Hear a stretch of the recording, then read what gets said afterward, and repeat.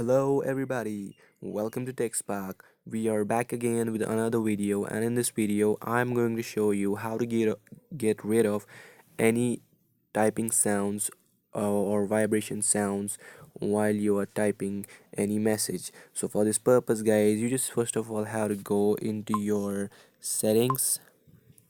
After going into your settings of your Redmi phones or Xiaomi phones, go into your additional settings right here.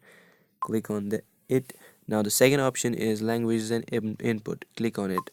Now as you can see, my current keyboard is English India Gboard, and now I'll click on the Gboard, that's English India and Russian.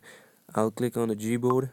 After going into the Gboard, the second option is preferences. You have to go into the preferences. Now scroll down. You can see in the key press there is sound on key press and vibrate on key press. I have kept both of these off, so that's why my phone is not making any kind of vibration or sound while I'm typing. So guys, you just have to keep, if they are like this, you just have to do like this.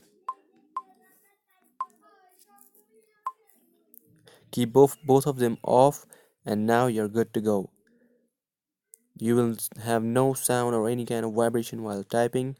I hope you like the video. Please subscribe and comment.